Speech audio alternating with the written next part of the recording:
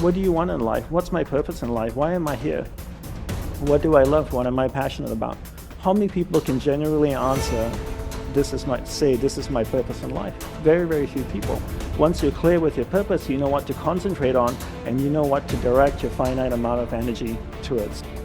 If you're conditioned, it's because you have allowed yourself to become that. And if we've conditioned ourselves to believe certain kinds of things, and one of the things that we kind of believe and hang on to and live with is this whole idea that all of the things that happened to me in my past are what are keeping me from doing what I'd like to do today. So we hang on to these things and we fill ourselves with blame. You have some options. Here you are exploring the variety of your environment and coming into alignment with who you really are, and then allowing all of that to flow through you too. So in every moment in time, you have the option of focusing in a way that increases and enhances your alignment and your joy, which causes you to resonate with everything you put into your vortex, or something else.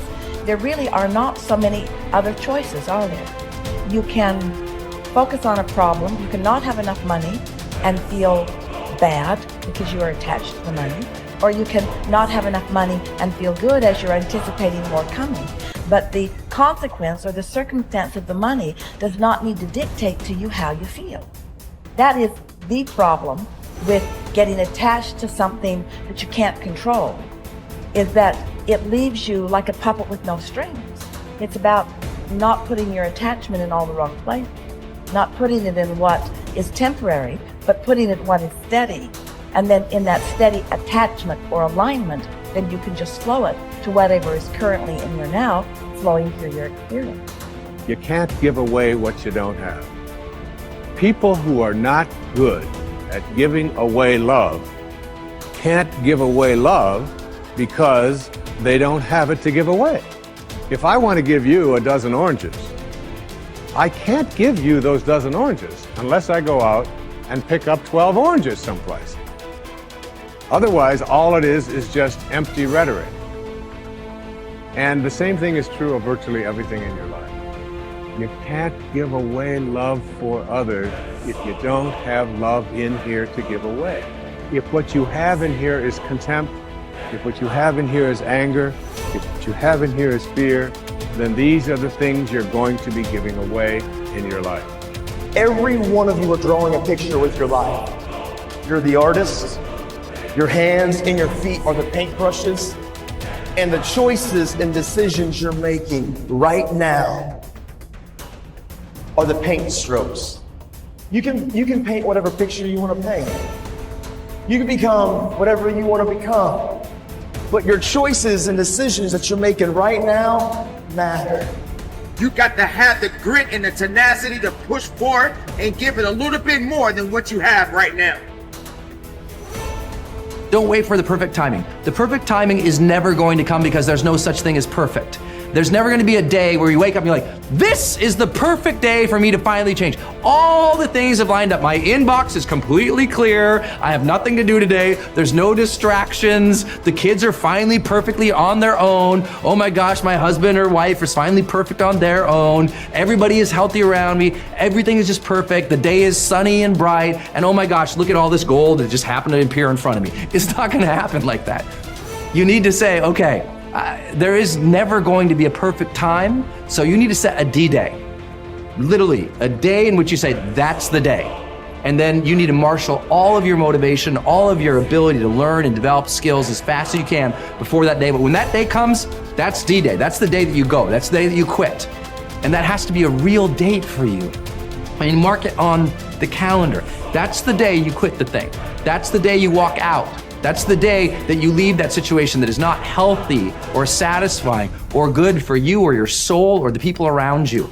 That you have to have that date. It has to be scheduled or you'll never do it.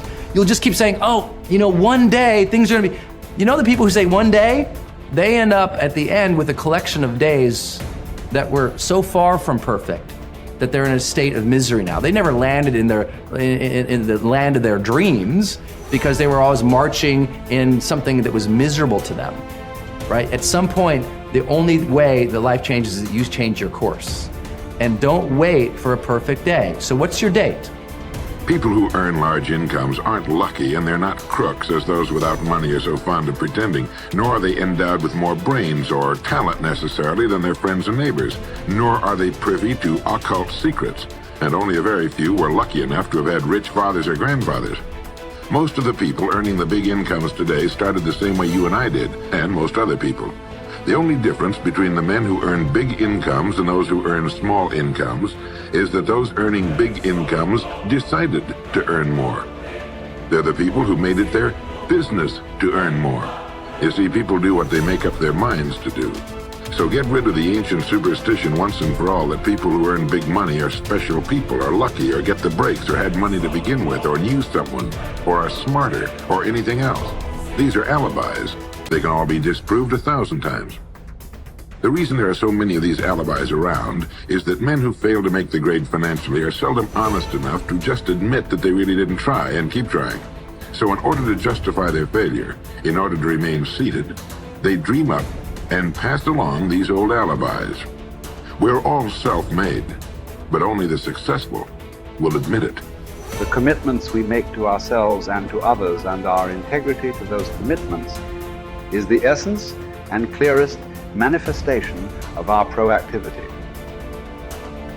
It is also the essence of our growth through our human endowments of self-awareness and conscience. We become conscious of areas of weakness, areas for improvement, areas of talent that could be developed, areas that need to be changed or eliminated from our lives.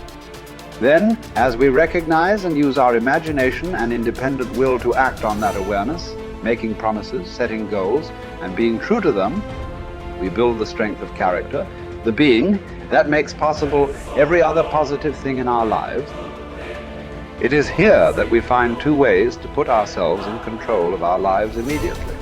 We can make a promise and keep it, or we can set a goal and work to achieve it. As we make and keep commitments, even small commitments, we begin to establish an inner integrity that gives us the awareness of self-control and the courage and strength to accept more of the responsibility for our own life. By making and keeping promises to ourselves and others, little by little, our honor becomes greater than our mood. The power to make and keep commitments to ourselves is the essence of developing the basic habits of effectiveness. Knowledge, skill, and desire are all within our control. We can work on any one to improve the balance of the three. As the area of intersection becomes larger, we more deeply internalize the principles upon which the habits are based and create the strength of character to move us in a balanced way toward increasing effectiveness in our lives. Get stronger. You can develop the muscle. You can develop the courage muscle. You can develop the inspiration muscle. You can develop the dedication muscle. You can get stronger. There isn't anybody here that can't get stronger. Next time we see you, may not even recognize you. How strong you're going to be able to become in language, in style, and personality, the ability to cope, the ability to handle with anything that happens, no matter what happens. And the third one is get better. We can all get better. I've gotten better. First talk I gave, I stood up, my mind sat back down. But here's the secret to my success. I stood up and did it again. Stood up and I did it again. And I did it again, and I did it again all those many years ago. I did it when I was scared, and I did it when I didn't want to, and I did it when I was ill. And I did it when it didn't work well, and I did it when they didn't appreciate it, and I didn't a lot of times when I didn't know much what I was doing. I just did it anyway. And now all these years later, I'm asked to walk on this stage with the greatest introduction I've ever had, greatest response and welcome I've ever had, the greatest opportunity I've ever had to touch this many lives with a mixture of words and heart and soul. I got better. I got better day by day and week by week and month by month, and I'm asking you to do the same thing until you can develop a long arm and a long reach, until you can develop influence that won't quit. Touch people next year you couldn't touch this year. Touch people now you couldn't touch before. Conduct a meeting now you couldn't conduct before. Heart and soul now mixed in there that wasn't there, missing before. I'm asking all of you to get better in spite of the winters, in spite of the downturn, the money downturn, the social downturn, the personal downturn, whatever it is. Just get stronger. Get better. The key is not to wish for a better winter, key is to wish for more strength, more wisdom, more courage, get better, get wiser, get stronger.